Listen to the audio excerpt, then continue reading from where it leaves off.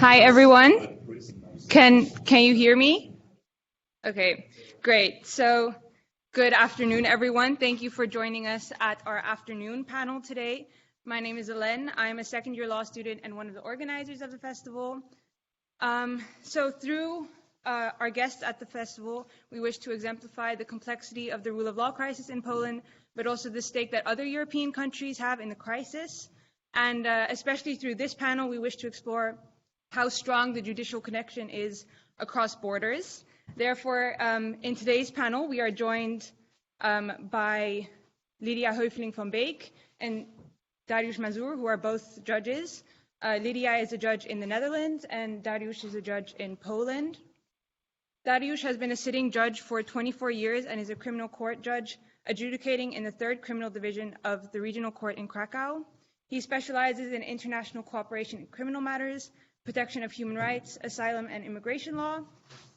In 2020, he was awarded the Badge of Honor granted by the largest Polish association of judges, Justitia, for activities relating to presenting the current situation of the Polish judiciary in the world. Lydia Heuveling van Beek is a senior judge and a judge in the Claims Court for the Court of The Hague. Lydia works closely with the Dutch Lawyers Journal, the Nederlandse Juristenblad, and the Dutch Association for Rule of Law, Nederlandse Vereniging voor de Rechtspraak. And she is sitting in the International Committee for that association. And she's also on the member advisory board, if I'm not mistaken. And she frequently writes about the Polish judiciary.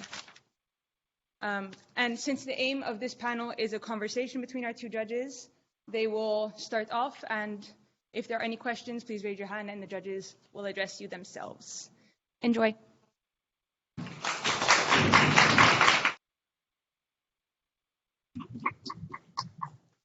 Let me start by saying thank you to you young people that you adopted our rule of law.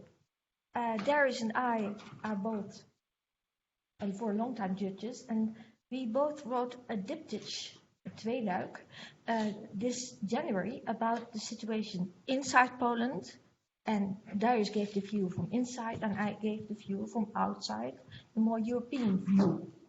So I'm going to ask Dariusz my first question. Dariusz, what happened since January in Poland? Well, it's not positive what has happened within the judiciary. I mean the internal situation of Polish judiciary, because from the point of view of activity of the EU bodies, the situation has improved by much.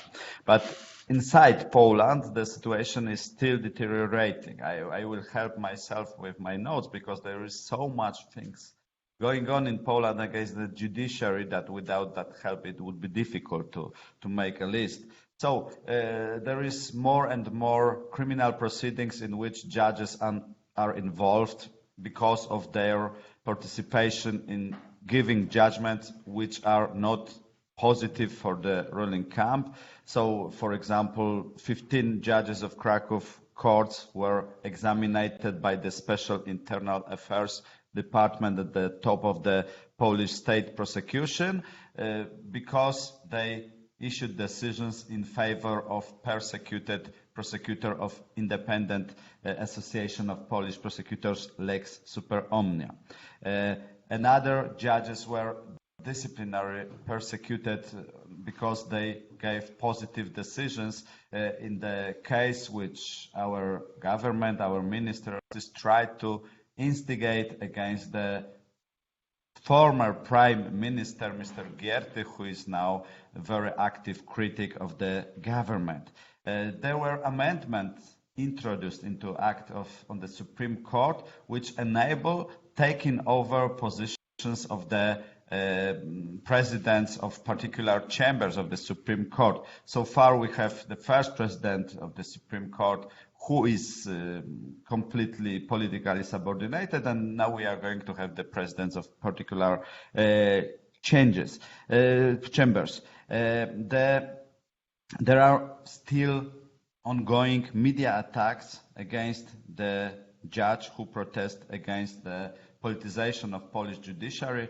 This year started the very nice initiative of Tour de Konstytucja, so the bus is going around Poland And the organizer of this enterprise is accompanied by local judges who explain the society the meaning of Constitution, and some judges who took part in this enterprise were targeted with disciplinary proceedings. Also, in the first part of this year, groundless criminal proceedings were conducted by this special unit at the top of Public Prosecution Office, this Internal Affairs Department, against 4 judges of the old part of the Supreme Court under false fabricated charges. Also, our leader, Mr. Kaczynski, announced the next stage of the pseudo-reform of the judiciary, which is going to be called flattering of the structure of court. The idea is that instead of current 3 levels of the common judiciary, we are going to have 2 levels, but that's only the artificial part of this next stage of pseudo-reform. The main idea is to subject judges to the process of renomination and to get away some most defiant judges. It was exactly the same idea which was firstly tried with Public Prosecution Office, and it worked very well. Many very good professional prosecutors were sent from the very top of the prosecutor's office to the very bottom level. This time, this personal revolution is going to be deeper because the process of renomination is announced. And of course, all the time we face the new groundless disciplinary proceedings against the next judges. I've counted, according to the media statements, that more than 80 judges is subjected to the groundless politically motivated proceedings for their judicial decisions, for their voice in the defense. The most fresh developments within recent week: 3 Polish judges has been suspended in performing their duties, 2 of them personally by the Minister of Justice, for fulfilling the guidelines of the European Court of Justice, namely questioning the legal status of judges who were promoted or nominated with participation of neo-national Council of the Judiciary. So it is, in terms of internal events, it is very difficult to find anything positive. Thank you. What about the developments on your Dutch side? How do you perceive the situation? Well, we obviously give solidarity, and we try to give more solidarity. And for the Dutch, it is good to know that solidarity in Poland means much more than we think of solidarity in the Netherlands. So we have to step up solidarity with our fellow judges in Poland. So I think, and I have to thank John Morin for that too, that we have stepped up in giving our civil society more awareness of what is happening in Poland, and to give our civil society also more awareness that this can happen anywhere in EU.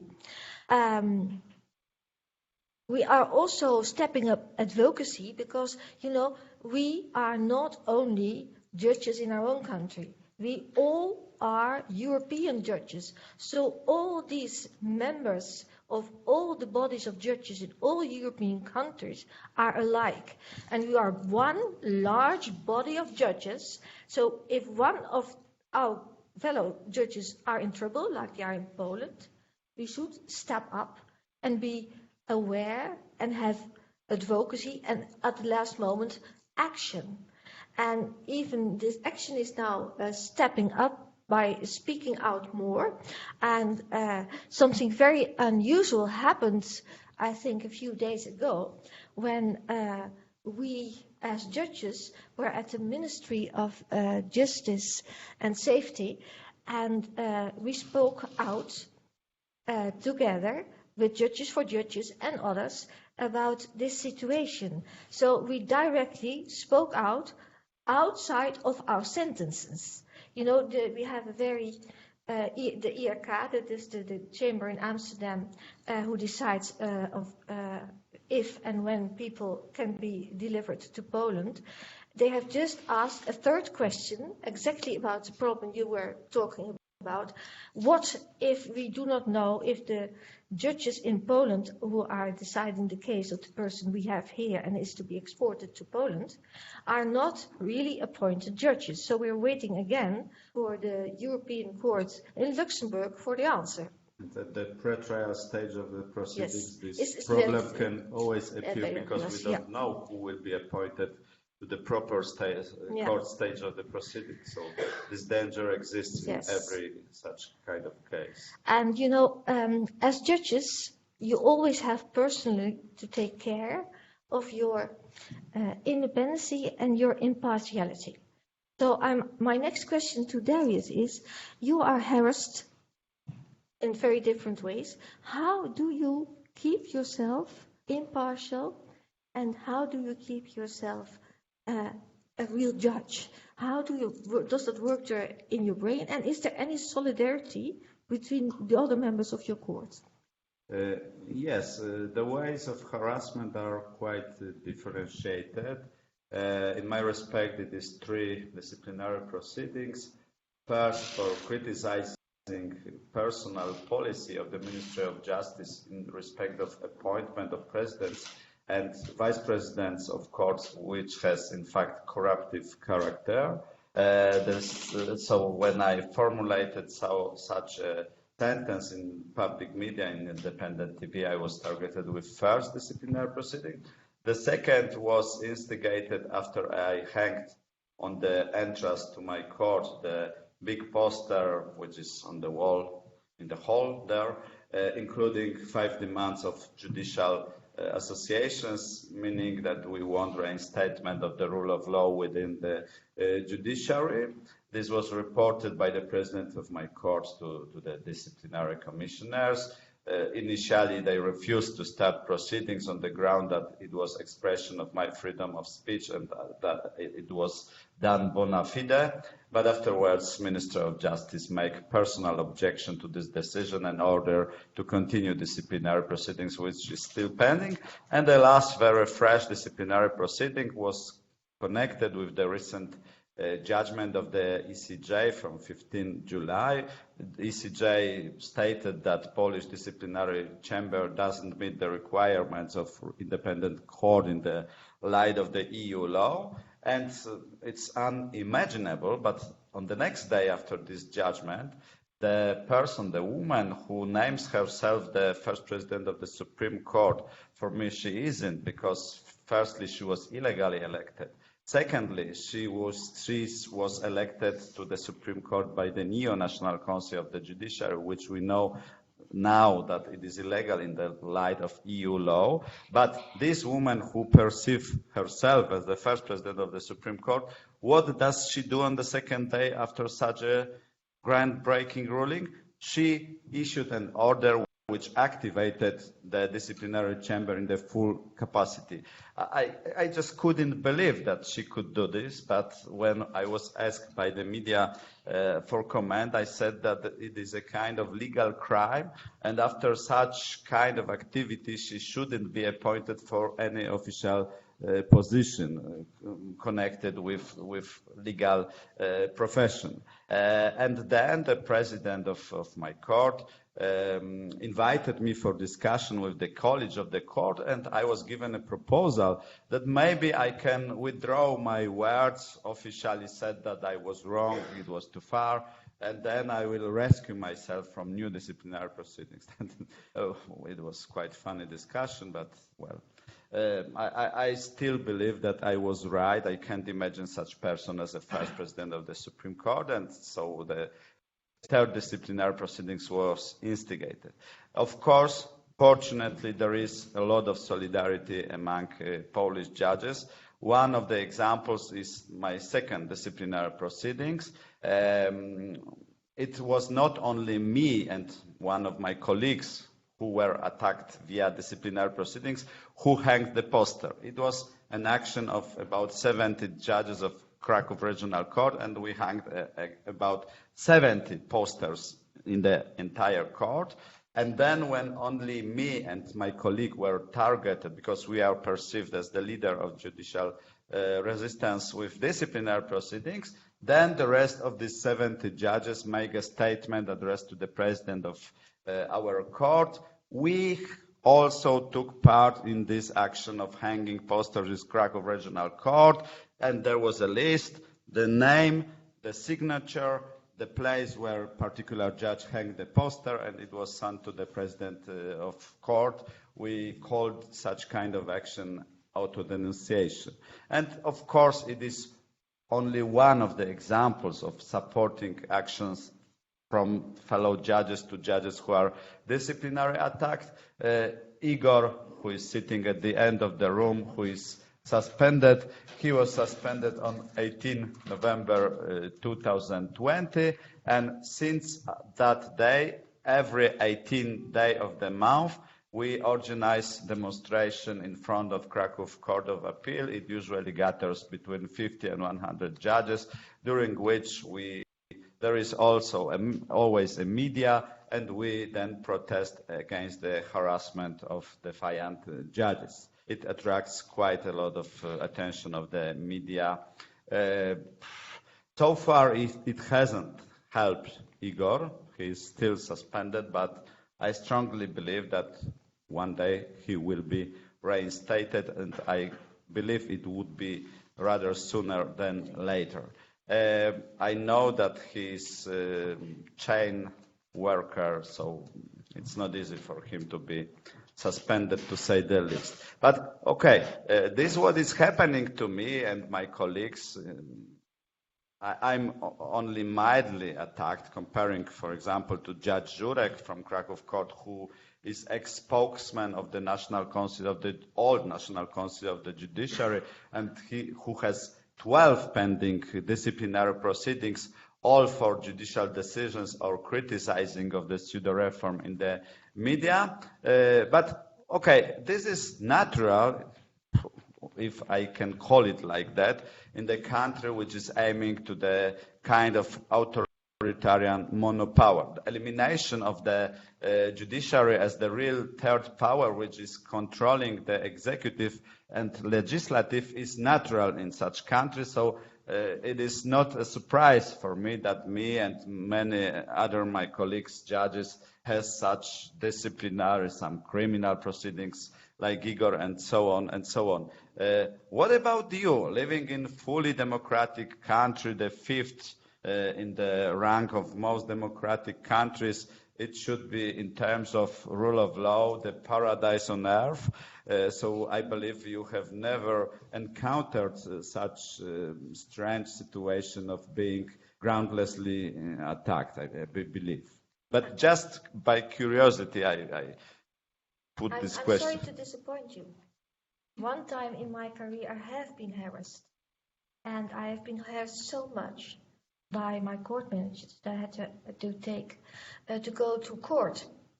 And I had to go to the Supreme Administrative Court to get what I wanted. And But what was the reason? Someone didn't like you, or? Of course. No, but I spoke out about my own judiciary domain, and we were not quite on the same level about the boundary of that domain, let me say that. And well, I had a fight for about 2-3 years with my court management, and we ended it by an agreement.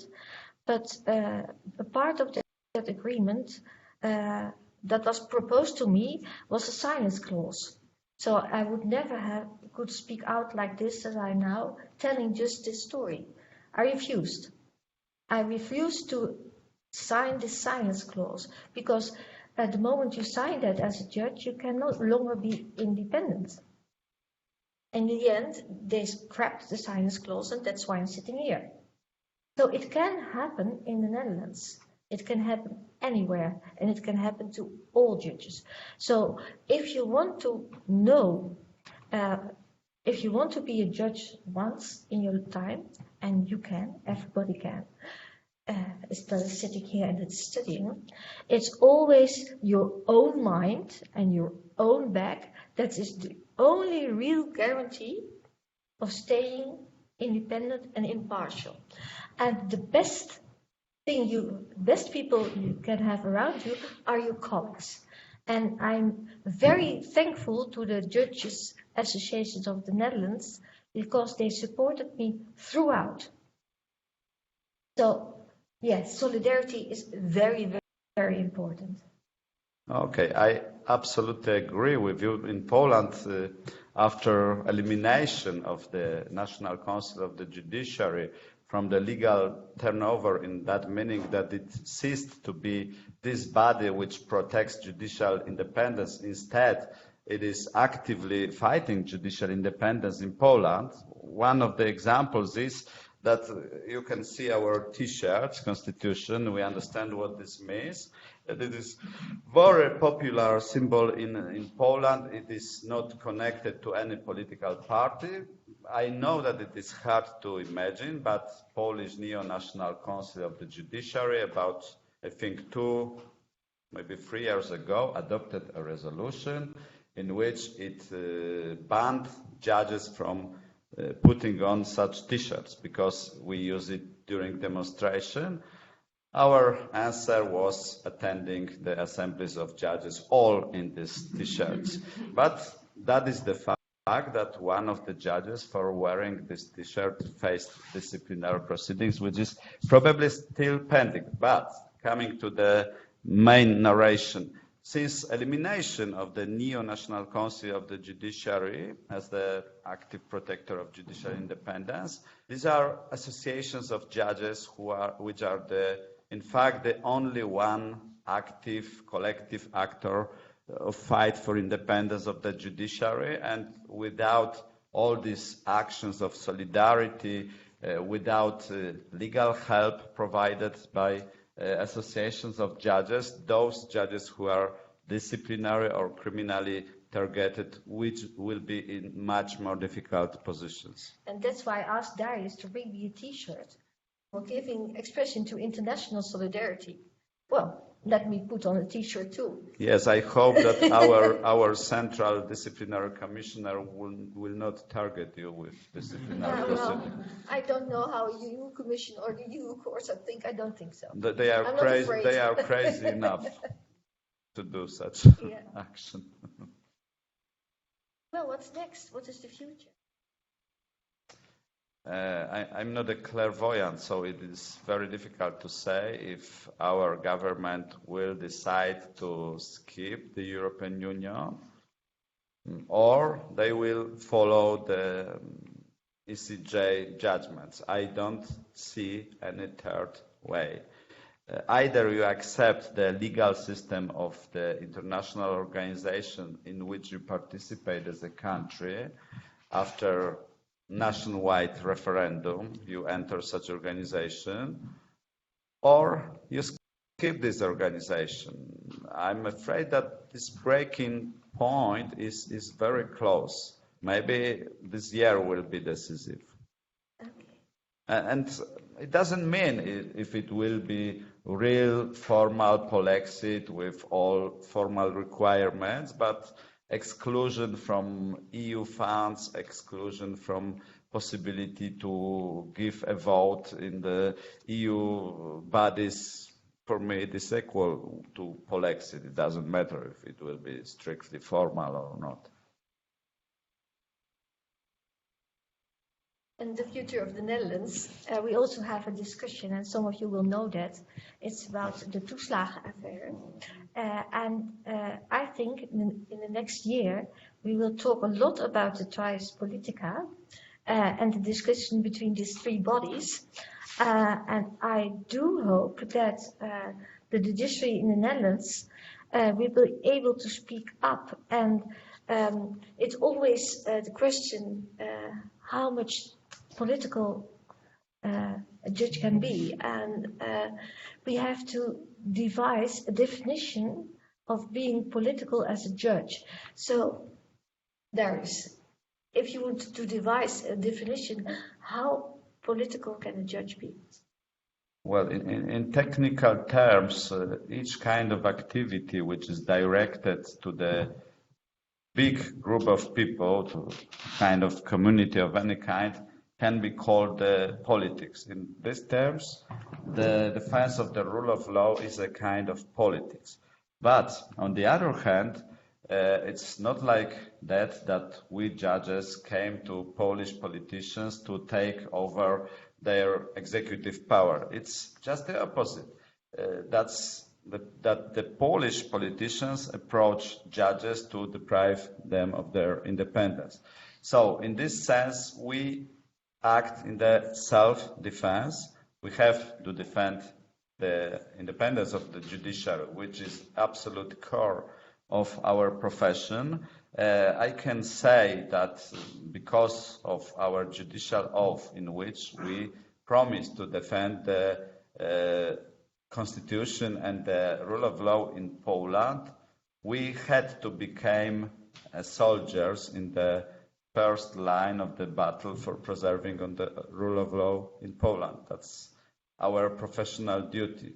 I may like it or not, but if I wouldn't take part in this battle, I will feel as a traitor from the point of view of professional judge.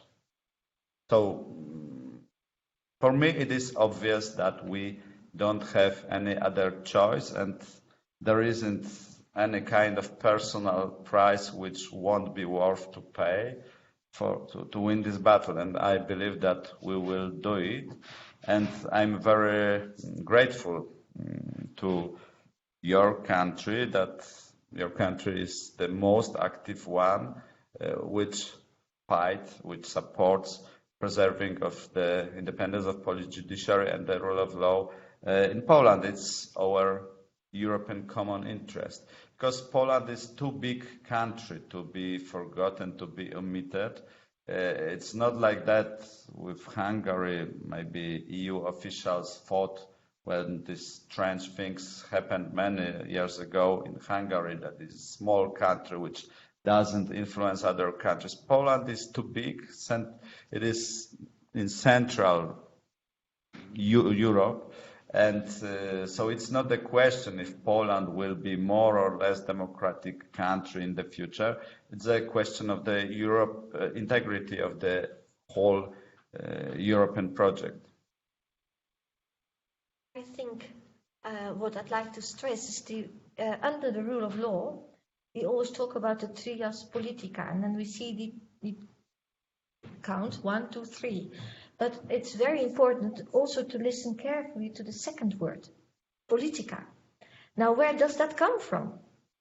It comes from the Greek word polis. And polis was, it was the civil society in Greece. So as long as we are talking about civil society, judges have to take part in the discussion between the trias politica to keep the balance between these three. And as long as I'm doing politics as a judge to get this balance going, I think I can be a political judge. So a trias political judge within the system under the rule of law. Yes, absolutely. So are we going to take questions now? Yeah. I think so. Good. So definitely this was a huge violation of the rule of law, and afterwards the state just didn't listen to a Luxembourg judgment, the Luxembourg order. Do you think there's a risk that other states from the Union follow through and do the same? And if so, how would the European Union react if suddenly, so Poland does follow the judgment, then out of nowhere Hungary decides to not follow them, Romania decides to not follow them, and they're just like going over spectacles and just not following the judgments. So how would Europe react to that, if there's a risk, in your opinion, of that happening? Well, this is a kind of... Can you repeat the question? Okay. The question was, what will happen, if I understand to do correctly, if the next countries will follow the Polish path, and what will be the reaction of the European Union? Well, Poland by itself, that this pseudo-revolution in Poland, this backsliding, endangers integrity of entire European project. If it would be effectively followed by some other countries, that's the end of the united Europe in this full shape. There can be much smaller project, but it will be completely different. So the EU bodies should do everything what they can in order to stop it at the very initial stage, and there is no other option. All tools which are currently accessible or which can be relatively quickly adopted to counteract this situation should be applied as quickly as possible. And yeah, that's the only one option. I don't see any other. And my answer is, well, when the European Union started with the 6 countries, which the Netherlands was one of them, we were widely divided in Europe. We had the Iron Curtain, and Dariusz was on the other side, and I was. And, well, it started as an experiment. It's still a unique entity. And then the Iron Curtain fell, 1889, and then we started to look at each other and say, wow, they are Europeans too. Yeah, human beings on the other side. You have hands and feet.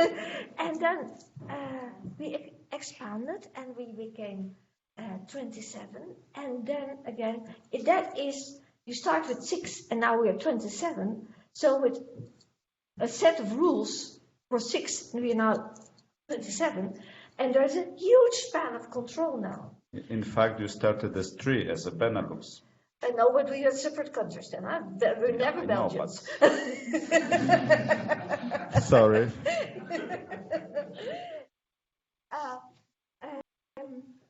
So you have to, of course, when you're 27, they lose 1 or 2, but you always have to find the ways to get them back together. So even if we're now in a level of discussion with Hungary, with Poland, with others, we must stay within a discussion, because the unique experiment of the EU has been now long enough to see that this Europe is not at war anymore. And that was what the EU essentially was all about, getting up from the Second World War. You have a question. Yeah. I've seen you. Yeah. So, like in the European Council has tried more to use the procedure for infringement, but they never found like the even voting against Poland. Like, do you think that in the end the EU bodies will find a solution to help out Poland, or that these the mutual support of Poland and Hungary will always stop them from distributing each other? Yeah. From actually finding a concrete solution for citizens? Yes, well, authoritarian regimes support each other until the moment they will gain the full power, then they are not necessary to each other at all. So at this stage, they support each other, and I think that Article 7 procedure is not efficient in respect of Poland. But as I said, also those instruments which were not existing or not applied before, if they can be adopted for such and other situations, should be applied. And in my opinion, it can be a conditionality mechanism. However, from the very beginning, there should be a clear message that this conditionality mechanism can be connected with breach of the rule of law. It is important that in Poland, a few days ago, there was a poll conducted among the society, and according to that poll, 80% of Polish people support our participation in European Union. 13% are undecided and only 7% are against. So it is the hugest support for staying in the EU in entire Europe. That's the very strong weapon, but the communication from the EU bodies should be very clear. No values, no money. I don't think that many Polish citizens, even those who currently support the ruling camp, would like to die for the disciplinary chamber. But it should be clearly shown that Europe should tell, we want you as a members of the European Union. You are a very important member, but you have to fulfill some conditions. One of them is the independence of the judiciary, and it is the absolute precondition of full participation in the EU benefits. That's simple. And let me add to that law can only be law if it's living law. So you can have a set of rules, but it can be dead as a doornail if it's not lived by the civil society and it is not lived by people. So we have not only to be judges to live this set of rules, but we have to reach out to civil society and to get civil society and citizens interested in this freedoms, because they are their freedoms. We're not sitting here for us, we're sitting here for them. And it's important that that message does not go out only, but they come in and say to us, yes, we really need independent judges. And to get this conversation on, this is so very important because that's what we're doing here. And it's important. And it's important for you to talk about that with your parents, with your uncles, with your nieces, with your friends, because it's social society, civil society that is living the law. Mm-hmm. It may look unpatriotic from my side to emphasize that the rule of conditionality should be applied very strictly in respect of my homeland. Mm-hmm. But there is this Latin sentence that those who don't remember history are sentenced to repeat it. I was always interested in history, and I know that if this money will be sent by the European Union in not enough conditional way, then they will be devoted to create the authoritarian regime in Poland. And so for 2-3 years, Polish people will be happy because of the new social programs. Afterwards, we will be a kind of authoritarian regime deprived of basic rights for citizens and probably a bankrupt country as well. So that's the worst possible perspective for And as we're talking about giving expression to solidarity, we always think as solidarity as very soft. But enforcing solidarity is mainly what we are trying to do now within the EU, to keep the Polish citizens within the EU. And it may sound strange, but that's exactly what the Commission now is doing, enforcing the solidarity of the EU treaty. And then the word solidarity is not so soft anymore.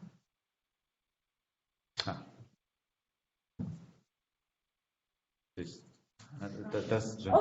you were first. Yeah. Sorry. No worries. Thank you for the really insightful. I was just wondering, since we were talking before, what do you think the EU further approaches of maybe sanctions or kind of approaches of solving this or punishing Poland for going that way? What more can the EU right now do to prevent going into the situation of having a very authoritarian regime? Can I just also add on that what you do in a government, in a country where the government is clearly not respecting the rulings of the ACG, like they just don't care, then what do you do? Well, let me start this time. Dariusz also spoke already about the Vichy government and about the agreements after the First World War. We should be careful by using the word punishment. And we should be careful of making a division, but because if you say you are the one and you are the other, there's a division.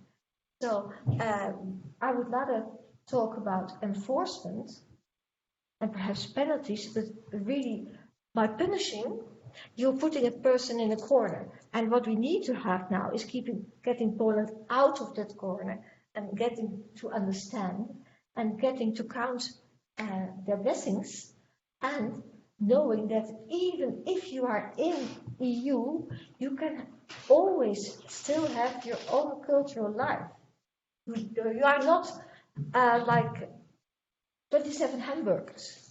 There will always be sausages. Yes, but on the other hand, such an authoritarian regimes are not prone to negotiate. They don't understand the term of negotiation in a way as we understand it, because their perception is, well, we are doing something which is exceeding all boundaries, all rules and so on, and we don't see strong reaction, strong response, unequivocal response, then we understand that we can follow further. So this response should be sharp in terms, it should be clear and unequivocal. Such response can be understandable even for the authoritarian mind, which is immunized for normal argumentation. Exactly. The harsh word is solidarity, but it should not frighten citizens. And it should not frighten Polish citizens, and it should not frighten European citizens. Because we're not sitting for us here, we're for the citizens. But I'm quite agree with you, so it should be unequivocal, and it should be quick. Yeah. Much quicker than it is now. Lady in yellow. Thank you. Yeah. So I would like to ask, because all the time say, being solidary with the countries, also forcing solidarity. But then there is this argument coming from the Polish government that other countries, EU is infringing the sovereignty of Polish state. I know that's the argument. It's not good, but I think it's really crucial to emphasize why this argument is not working, because that's what is pushed in the public television, which is published, I guess, is a bigger problem with the public television, the governmental television suddenly. But how would you say that EU acting is not infringing the sovereignty of the Polish state, but acting this act of solidarity with the Polish state? Well, it's a kind of rhetoric which is applicable every day in the Polish public TV propaganda. They do rhetoric miracles. For example, every day they explain that Polish pseudo-reform of the judiciary, they call it reform, is in line with standards because, for example, in Spain, the National Council of the Judiciary is also elected in by parliament like in Poland. There are countries in which the National Council of the Judiciary doesn't exist, so if we have one, it doesn't matter in which shape, then we are more advanced in terms of protection of judicial independence and so on. And somewhere else, the Minister of Justice gives the nomination to the judges. In our country, it is a president who was elected in direct election, so on and so on. So he has more democratic legitimacy than the Minister of Justice, and so on and so on. That's the idea of creating. It's like you do like that. You take the worst parts from different legal systems, you join it together, and you say that in this way you obtain the better quality. It's like creating a Frankenstein. You take parts of the bodies partly rotten from different dead bodies, then you put it together, you put some electricity, and you have a perfect man. We know that it doesn't work In that way, it's a kind of Frankensteinization of law. And Polish examples shows exactly that it's not the way in which you can create any kind of system which fulfills the requirements of the rule of law, and that argument of sovereignty is more or less the same. It's just the abuse of terms which serves the people who want to introduce the autocracy. Condition for each sovereignty is to have strong position among other countries. That's absolute precondition.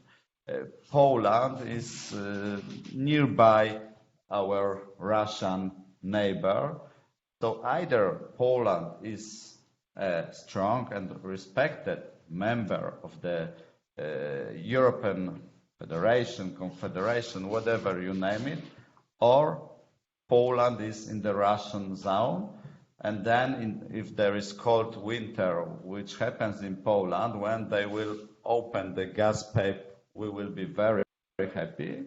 But when they will close it, then we will have to cut our furniture in order to start the fire. That's how the alternative way of Polish sovereignty looks like.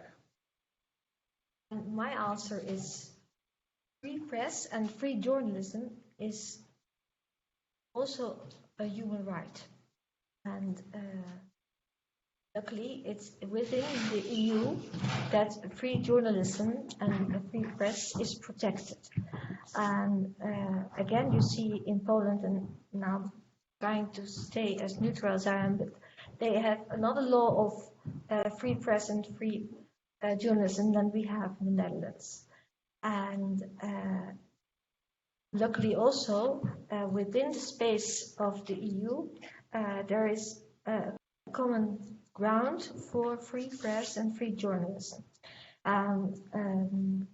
As you can see from the Netherlands, there is a television station that can still send because they have permission also from the Netherlands. So in effect, the Netherlands is giving effect to European laws by having the right procedures to get permission to send in the free zone of the European countries.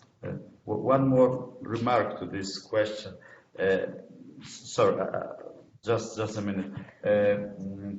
Usually, some kind of organizational body create their own group of words which has specific meaning.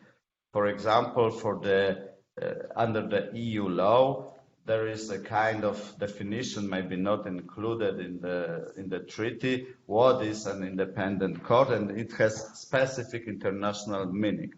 In the dictionary of the authoritarian minds, also the words have some specific meaning. The problem is that under the ECJ, this specific meaning is strictly legal, and usually in the dictionary of authoritarian minds, the words have just the opposite meaning than in normal talk. So when Polish government says that they introduced the reform which is aiming to strengthen the independence of the judiciary, it means completely the opposite. And the same is with sovereignty, it's in their meaning. Let me just add, there is a very interesting book by Mr. Klemperer, and it goes about the language of the Third Imperium. And it's a must-read for students about what can you do with language and what can you do to get your authoritarian religion completely in this language. So as I was educated as a judge, for me it was also almost mandatory to read that book. But now the lady in blue still had a question.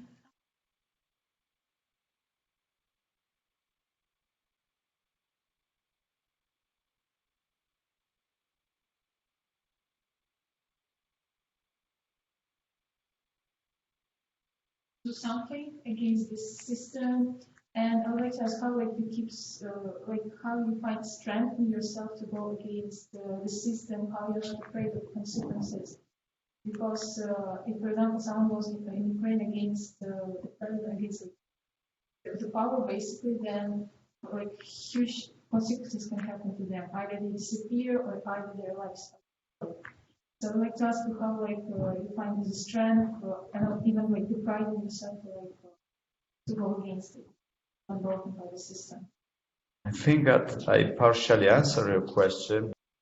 In my opinion, in the situation of danger for the rule of law, by definition, judges are in the first row of fight because they promise to keep up to constitution and to the rules. So when they are massively broken, either I will react, I will resist, or I will find myself not to be a real judge, but just a pretender. So from me, it didn't require any kind of courage. It derives from just, I think, from, I hope, professional approach. Moreover, I have 3 children, 3 boys, and I can't imagine them living in conditions similar like me when I was a child, teenager. Then world in Poland was very much humiliating at every level. I don't want it to come back for my children. For me, it wouldn't be such a problem. I got used to it many years ago, but I can't imagine my children. That's why I can't give up. Yeah, but I understand your question, but it looks awful. And when you're young, it's a grueling future you're facing. And, well, you can start small by just having a few friends, by just starting to talk, and let it grow bigger and bigger. You do not have to do it alone. Never do it alone. But you can always find real friends in solidarity and just start. But never, never lie to yourself. If it does not feel good, it is not good. And just start like that. Keep it small, because we are older and we are more used to it, and we fought our own fights, but we also started small at school. First fight about, no, this is not fair. And from then on, your fights are getting bigger, and then suddenly you find yourself back as a judge. But you can still out of the blue.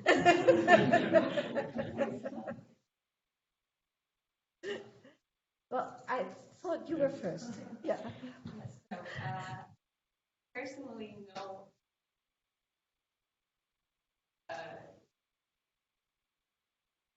And I know that he is very political, like in less formal environments, right? So the question to you is that how do you keep yourself objective, impartial in a society that's so divided? And even in your subconscious, is it possible to not be at least a little bit politically oriented? How is that even possible as a judge in Poland? I hope that my 25 years long practice learned me to be objective. Of course, that such nationwide quarrel or even internal war, fortunately not physical, doesn't leave you alone.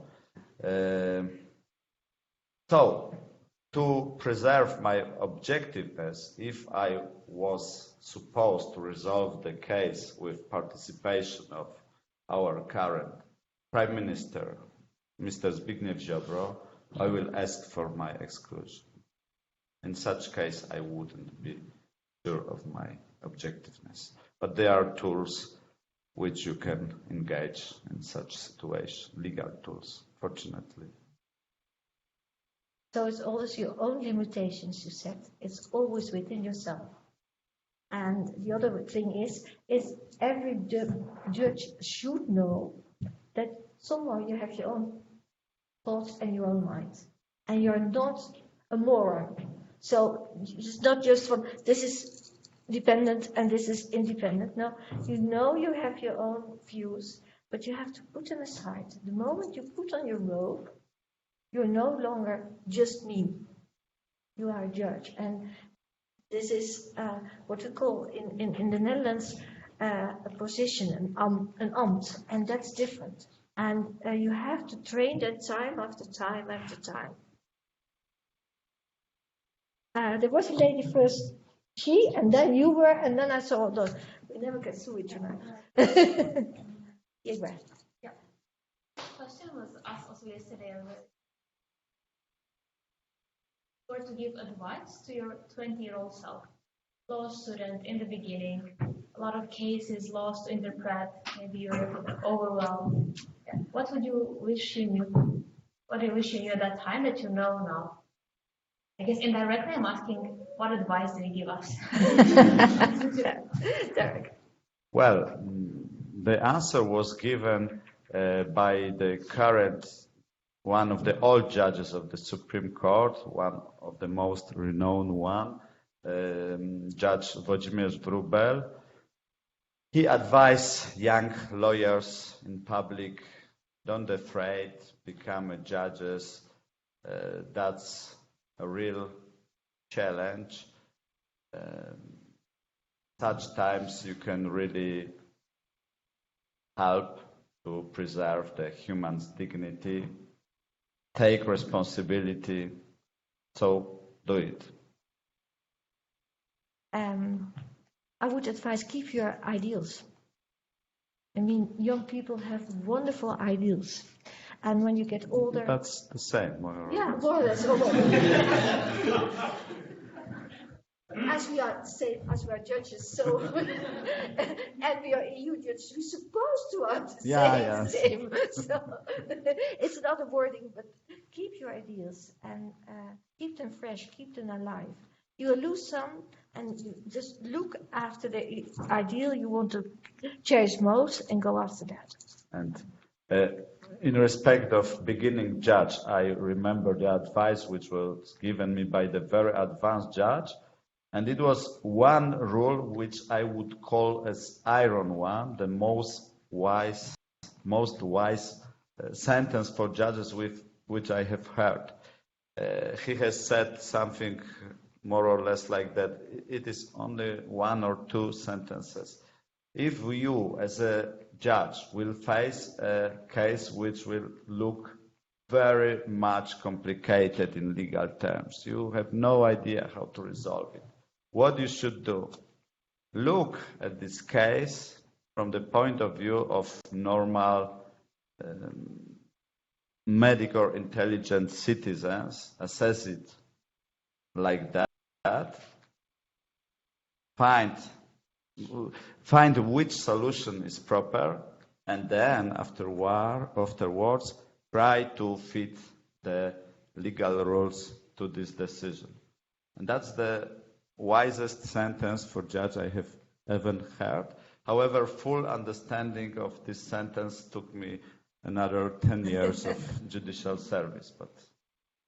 Well, one of the best judges in the Netherlands advised me once. He was the one who taught me how to really write sentences. He said, never decide more than you need to decide in the one case.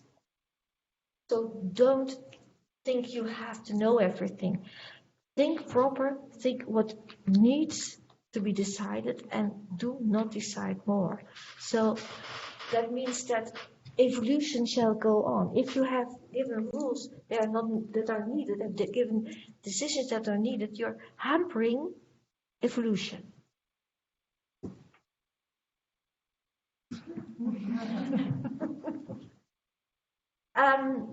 I think you were. Yeah. Thank you. I followed the quite rushed Supreme Court nomination.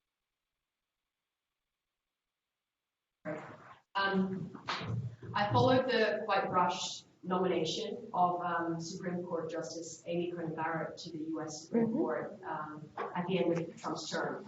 And while I agree that the lifelong role as a judge is important to the independence of the judiciary. Do you ever feel that you're fighting to save a system that helps enable precisely what you're fighting against? That it's flawed in some way?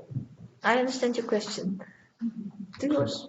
Well, we all know this famous story of Baron of Munchausen. And if you have a democracy under the rule of law, you always have to find the first judge who co-opts the first judge and then get the judiciary started. So, yes, you have always this system of judges. You always have to look closely and critically at each other. And there always should be a disciplinary system. There's nothing wrong with the disciplinary system as such for judges. It should be there, but it should be independent and impartial. And so, no, I do not keep a system as such working, but it's essential that there is a guarantee, not for us, again for the citizens we work for, that judges are disciplined in time. Yeah, absolutely. We are human beings and we make mistakes, we have crises, nervous breakdowns, some people get alcoholics. Well, we are not saints, so... No, never. Sometimes. Oh, no.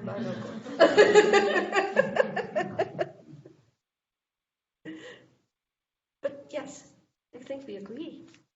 So, is that an answer to your question? Or not? It is. I wonder if I'm more pessimistic than you are, but I consider that maybe not a positive trait.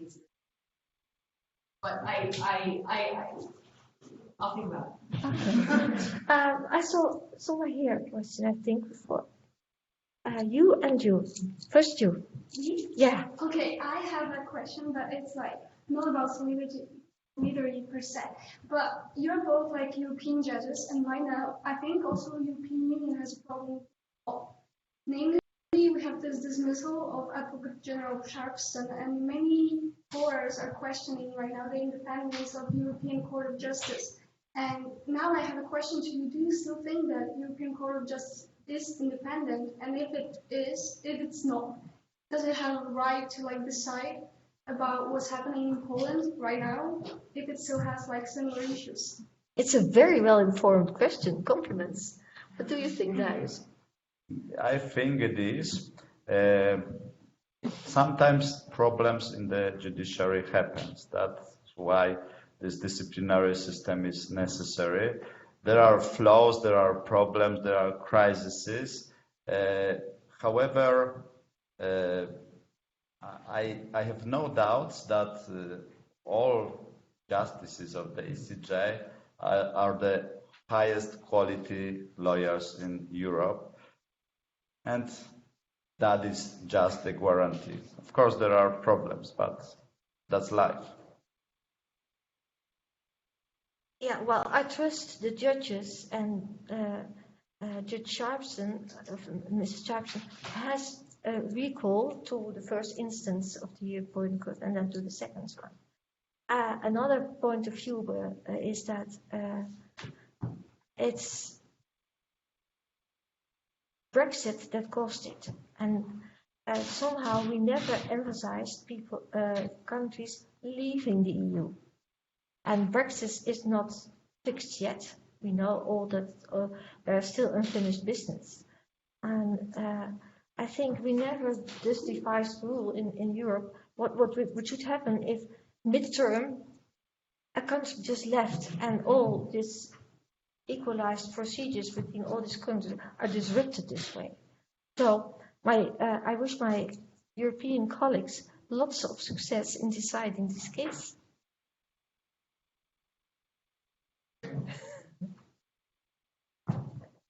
In the back. Could you stand up? Because So I was wondering, what extent play a role in the violation of the rule of law and in general the independence of the judiciary? Because I, for instance, come from a non-EU country, or a country that struggled with like corruption and the violation of the rule of law in general. And I'm not even exaggerating when I say that until like a couple of years ago, I genuinely thought this was normal because I grew up in a system like this. And then as I was getting older and I started reading, and especially realized how not normal what is going on in Poland is, and in Hungary is. But when people started talking about it, I was like, well, what do you mean? Like, this is all I know. Like, I thought things work like this everywhere. So how does corruption play a role in this? Or do you think that fighting corruption will change the situation? Okay. The problem of corruption was not a systemic problem of Polish judiciary until the so-called good change in the system of administration of justice introduced by Law and Justice. Polish Prime Minister Morawiecki, when he was trying to convince the international community to these pseudo-reforms of Polish judiciary, he made some accusations against Polish judiciary in public. So he said that Polish judiciary needs decommunization, and he also was kind to say that you can win the big case in Poland in front of court without the bribe. So we, as the Association of Judges Temis, tried to verify his revelations, as the corruption scandals are not publicly known. So we asked in 2017 the disciplinary part of the Supreme Court, this all disciplinary part of the Supreme Court. We asked the question, how many judges were punished in disciplinary proceedings for cases concerned with taking bribe. In the years between 2007 and 2017, in total we have 10,000 judges in Poland, more or less, and in the period of 10 years, due to retiring and so on, you have, 13,000 people, 14, something like that. And how do you expect, what was the answer? How many were such cases? Try to guess.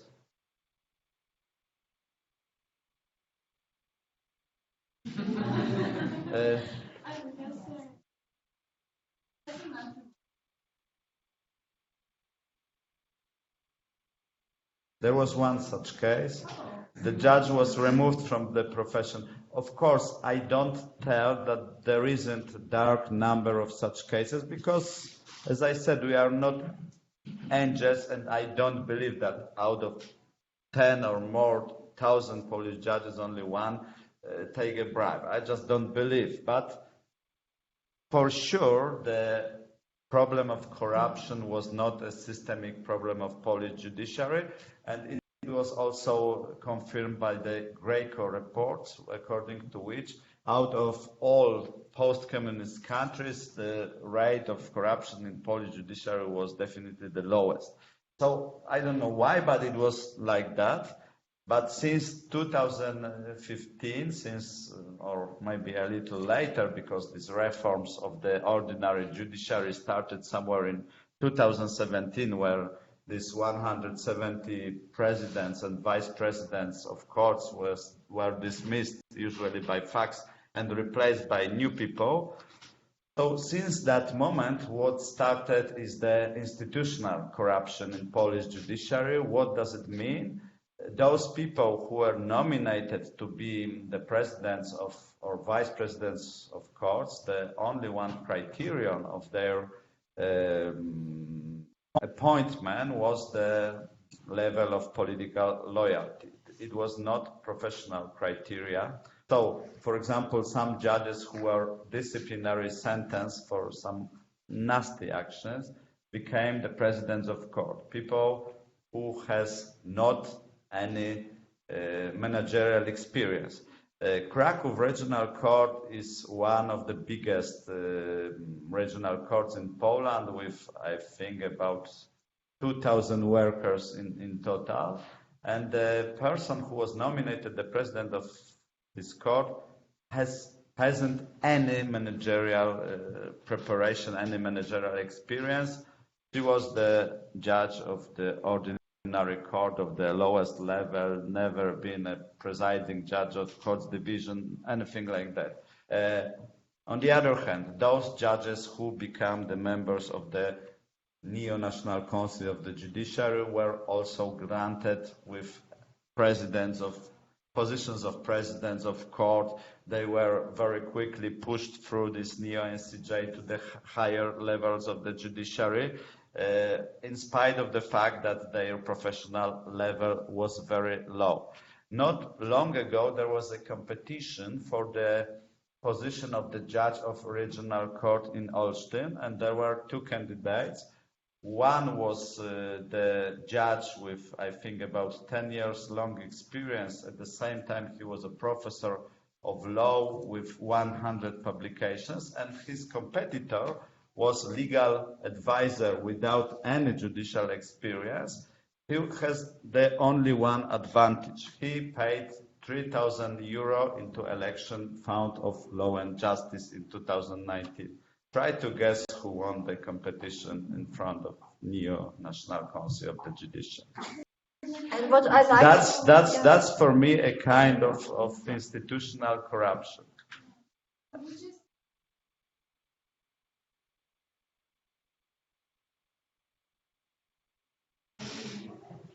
Crucial in order for certain positions improve. In general, I'm not talking specifically about the judiciary, but like those institutional corruption, which then contributes to the violation of the rule of law.